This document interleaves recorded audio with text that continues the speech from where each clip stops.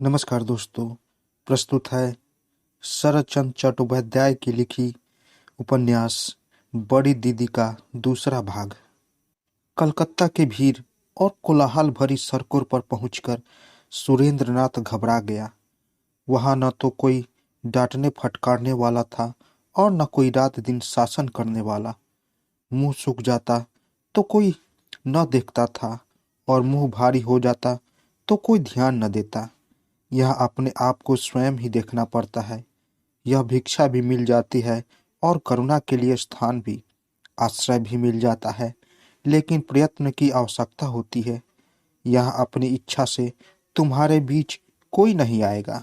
यहाँ आने पर उसे पहली शिक्षा यह मिली कि खाने की चेष्टा स्वयं करनी पड़ती है, आश्रय के लिए स्वयं ही स्थान खोजना पड़ता है और नींद तथा भूख में कुछ भेद है। उसे घर छोड़े कई दिन बीत गए थे। गली गली घूमते रहने के कारण शरीर एकदम कमजोर पड़ गया था। पास के रुपए भी खत्म हो चले थे। कपड़े मैले और फटने लगे थे। रात को सोने तक के लिए कहीं ठिकाना नहीं था। सुरेंद्र की आंखों में आंसू आ गए।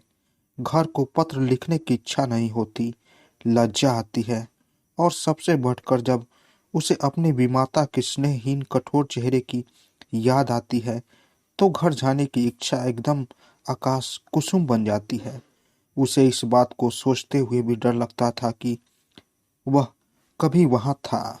एक दिन उसने अपने जैसे ही एक दरिद्र आदमी की ओर देखकर पूछा, क्यों भाई, तुम यहाँ खाते किस तरह हो? वह आदमी भी कुछ मूर्ख सा ही था, वरना सुरेंद्र की हंसी न उड़ाता। उसने कहा, नौकरी करके कमाते खाते हैं। कलकत्ता में रोजगार की क्या कमी है? सुरेंद्र ने पूछा, मुझे भी कोई नौकरी दिलवा सकते हो? उसने पूछा, तुम क्या जानते हो? सुरेंद्रनाथ को भी काम नहीं जानता था, इसलिए चुप रहकर सोचने लगा। तुम भले घर के लड़के हो। सुरेंद्रनाथ ने सिर हिला दिया। तो लिखना पढ़ना क्यों नहीं सीखा? सीखा है, उस आदमी ने कुछ सोच कर कहा। तो फिर उस बड़े मकान में चले जाओ, उसमें एक बहुत बड़े जमींदार रहते हैं, वह कुछ न कुछ इंतजाम कर देंगे। यह कहकर वह चला गया। सुरेंद्रनाथ फाटक के पास गया, कुछ देर तक वहीं खड़ा रहा, फिर जरा पीछे हटा, एक बार फिर आगे बढ़ा और पीछे हट जाया करता। उस दिन भी कुछ न हुआ। दूसरा दिन भी इसी तरह बीत गया। 2 दिन में साहस संजोर कर उसने किसी तरह फाटक में कदम रखा। सामने एक नौकर खड़ा था। उसने पूछा, क्या चाहते हो? बाबू साहब से। बाबू साहब घर पर नहीं है। सुरेंद्रनाथ का चेहरा खुशी से चमक उठा। एक बहुत ही मुश्किल काम से छुट्टी मिली। बाबू साहब घर पर नहीं है। नौकरी की बात दुख की कहानी कहानी नहीं पड़ी, यही उसकी खुशी का कारण था। दुने उत्साह से लौटकर उसने दुकान पर बैठकर भरपेट भोजन किया। थोड़ी देर तक बड़ी प्रसन्नता से वह इधर उधर घूमता रहा और मन ही मन वह सोचता रहा कि कल किस प्रकार बातचीत करने पर मेरा कुछ ठिकाना बन जाएगा। लेकिन दूसरे दिन वह उत्साह नहीं रहा।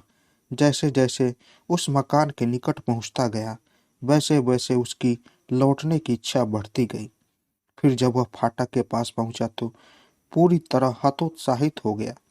उसके पैर अब किसी भी तरह अंदर की ओर बढ़ने के लिए तैयार नहीं थे। किसी भी तरह वह स्वयं वही सोच पा रहा था कि आज वह स्वयं अपने लिए ही यहाँ आया है। ऐसा लग रहा था जैसे किसी ने ठेल कर उसे भेजा हो। लेकिन वह दरवाजे पर खड़ा रहकर और अधिक उपेक्षा नहीं करेगा, इसलिए अंदर चला गया। फिर उसी नौकर से भेंट हुई। उसने कहा, बाबू साहब घर पर है, आप उनसे भेंट करेंगे? हाँ। अच्छा, तो चलिए। लेकिन यह भी और कठिनाई हुई। जमींदार साहब का मकान बहुत बड़ा है। बड़े सलीके से साहबी ढंग से साज सामान सजे हुए हैं। कमरे पर कमरे, संगमरमर की सीढ़ियाँ, हर कमरे में झाड़ फानूस और उस पर सुर्ख कपड़े के गिलाफ शोभा पा रहे हैं। दीवारों पर लगे हुए बड़े बड़े शीशे, न जाने कितने चित्र और फोटोग्राफ। दूसरों के लिए यह सब चीजें चाहे जैसी हो, लेकिन सुरेंद्र के लिए नई नहीं थी। क्योंकि उसके पिता का घर भी कोई निर्धन की कुटिया नहीं है, और चाहे जो कुछ भी हो, लेकिन वह दरिद्र पिता के आश्रय में पलकर इतना बड़ा नहीं हुआ है। सुरेंद्र सोच रहा था कि उस आदमी की बात, जिसे साथ भेंट करने के लिए और उससे प्रार्थना करने के लिए वह जा रहा है, कि क्या वह प्रश्न करेंगे और मैं क्या उत्तर दूंगा। लेकिन इतनी बात सोचने का समय नहीं मिला। मालिक सामने ही बैठे थे। सुरेंद्रनाथ से बोले, क्या काम है? आज 3 दिन से सुरेंद्र यही बात सोच रहा था, लेकिन इस समय वह सारी बातें भूल गया। बोला, मैं ब्रजलारी लाहिरी पूर्व बंगाल के जमींदार है। उसके सिर 2-4 बाल भी पक गए हैं, और वह बाल समय के पहले नहीं पके, बल्कि ठीक उम्र में ही पके हैं। बड़े आदमी हैं, इसलिए उन्होंने फौरन सुरेंद्रनाथ के आने का उद्देश्य समझ लिया और पूछा, क्या चाहते हो? मुझे एक क्या नौकरी? ब्रहराज बाबू ने कुछ मुस्कुरा कर कहा, यह तुमसे किसने कहा कि मैं नौकरी दे सकता हूँ? रास्ते में एक आदमी से भेंट हुई थी। मैंने उससे पूछा था और उसने आपके बारे में। अच्छी बात है। तुम्हारा मकान कहाँ है?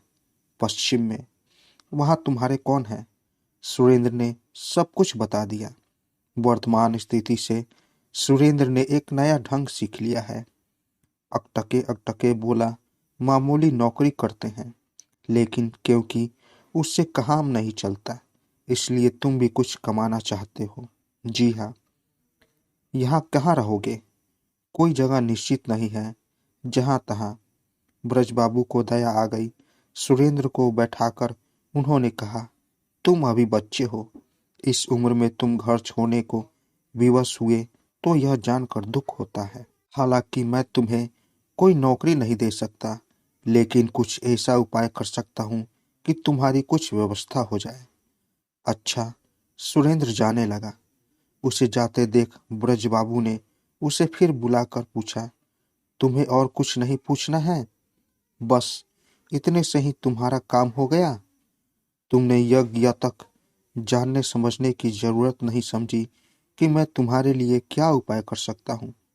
सुरेंद्र सकपकाया सा लौटकर खड़ा हो गया। ब्रजबाबू ने हंसते हुए पूछा, अब कहाँ जाओगे? किसी दुकान पर। वहीं भोजन करोगे? हाँ, रोजाना ऐसा ही करता हूँ। तुमने लिखना पढ़ना कहाँ तक सीखा है? यूं ही थोड़ा सा सीखा है। मेरे लड़कों को पढ़ा सकते हो? सुरेंद्र प्रसन्न होकर कहा, हाँ, पढ़ा सकता हूँ। ब्रजबाबू फिर हंस पड़े। उन्होंने समझ लिया कि दुख और गरीबी के कारण इसका दिमाग ठिकाने नहीं है, क्योंकि बिना यह जाने समझे ही कि किसे पढ़ाना होगा और क्या पढ़ाना हो, इस प्रकार प्रसन्न हो उठना उन्हें कोरा पागलपन ही जान पड़ा। उन्होंने कहा, अगर मैं कहूँ कि बीए में पढ़ता है और तो तुम किस तरह बढ़ा सकोगे? सुरेंद्र कुछ गंभीर हो गया। सोचकर बोला, किसी तरह काम चला ही लूंगा। ब्रजबाबू ने कुछ और नहीं कहा। नौकर को बुलाकर बोले, बंधु, इनके रहने के लिए जगह का इंतजाम कर दो और भोजन आदि की व्यवस्था भी कर दो। फिर वह सुरेंद्र की ओर देखकर बोले, संध्या के बाद मैं तुम्हें बुलवा लूंगा। तुम मेरे मकान में ही रहो। जब तक किसी नौकरी का इंतजाम न हो, तब तक तुम मजे में यहाँ रह सकते हो। दोपहर को ब्रजबाबू भोजन करने गए तो उन्होंने अपनी बड़ी लड़की माधवी को बुलाकर कहा, बेटी, एक गरीब आदमी को घर में रहने के लिए जगह दे दी है। वह कौन है बाबूजी? गरीब आदमी है, इसके अलावा और कुछ नहीं जानता।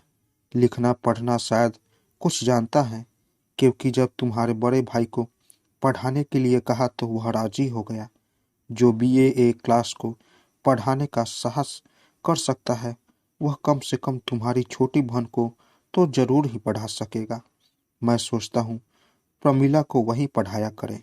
माधवी ने इस पर कोई आपत्ति नहीं की। संध्या के बाद ब्रजबाबू ने उसे बुलाकर यही बात कह दी। दूसरे दिन सुरेंद्रनाथ प्रमीला को पढ़ाने लगा। प्रमीला की उम्र 7 वर्ष की है। वह बोधोदया पढ़ती है। अपनी बड़ी दीदी माधवी से अंग्रेजी की पहली पुस्तक मेढक की कहानी तक पढ़ी थी।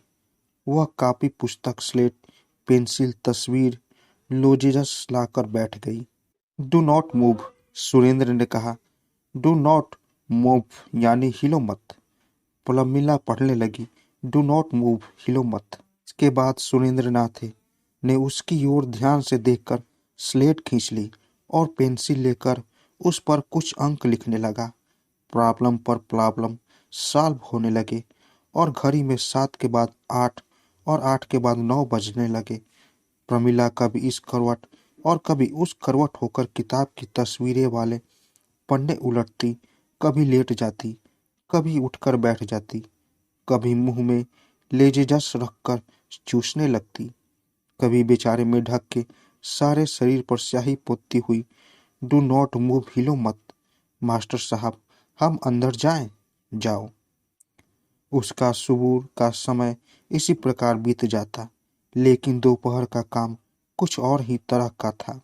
ब्रजबाबू ने दया करके सुरेंद्रनाथ की नौकरी का प्रबंध करने के लिए कुछ भले लोगों के नाम पत्र लिख दिए।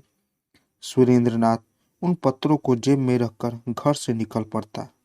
पता लगाकर उन लोगों के मकानों के सामने पहुंच जाता और देखता कि मकान कितना बड़ा है, उसमें कितने दरवाजे और खिड़कियां हैं, बाहर की ओर कितने कमरे हैं, मकान 2 मंजिला है या 3 मंजिला, सामने कोई रोशनी का खंबा है या नहीं आदि। इसके बाद संध्या होने से पहले ही घर लौट आता। कलकत्ता आने पर सुरेंद्रनाथ ने कुछ पुस्तकें खरीदी थी। उसके अलावा कुछ पुस्तकें घर से भी ले आया था। गैस की रोशनी में बैठकर वही पुस्तकें को पढ़ता रहता। ब्रजबाबू अगर कभी उससे काम धंधे की बात पूछते तो या तो वह चुप रह जाता या कह दिया करता कि उन सज्जन से भेंट नहीं हुई।